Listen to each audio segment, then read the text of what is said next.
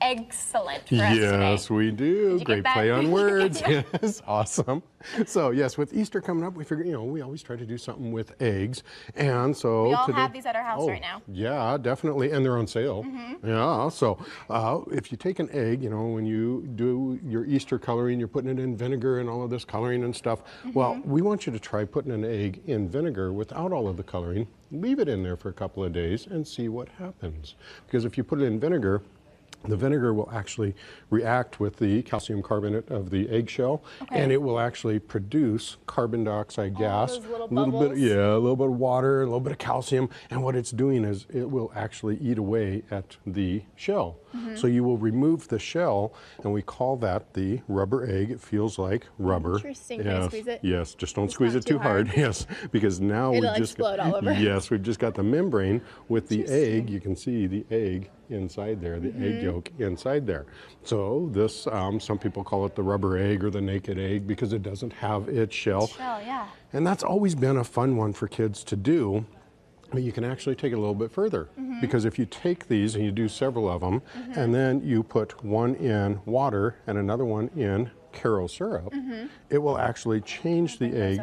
Now we can do the growing and shrinking egg. So this egg here has been sitting in water and kind of absorbed it. Yes, this one will actually get larger, and this one has been sitting in Karo syrup, and we're gonna make a mess here. That's okay, we can clean it up later. And that one you can see has shrunk. Do you know why? No, I have no idea. Okay, well the water can actually flow through the membrane. Since the Karo syrup is almost all sugar, it's got a high concentration of sugar. Thicker. Yeah, and so it tries to balance itself out, and so the water from the egg will actually flow through into the Karo syrup to try to equal it out there. And since this is all water, the water concentration in here is higher, so it will actually absorb into the egg to try to balance it out. There you go, yeah. Oh, and the yolk is a lot harder than I would have thought. Yeah. Interesting. Yes, and just to show you what the membrane looks like, that is actually the membrane of the egg. Weird. That one It's is kinda still, disgusting. that one's still a little bit wet, so it's pliable. Smells a little weird. Yeah, that's not me. Okay. I was gonna say, I don't know, but. Yeah, and then this membrane, I went in and I blew some air into it and let it dry, interesting. and you can see it's really fragile there. It's already broken a couple of times there. Very cool. Yes. And so these, what I did is before we put the egg into the vinegar, poked a hole in each end, blew all of the insides out, the yolk and the whites and everything, put that in there.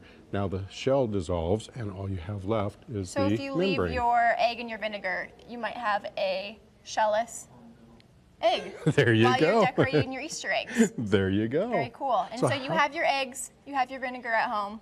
That's all you Karo need. syrup, Easy. and water, Easy. Have fun with it and just make sure and clean up your mess afterwards. Exactly. You can find this video, and we'll put up the instructions up on our website, khq.com. And have a great Easter.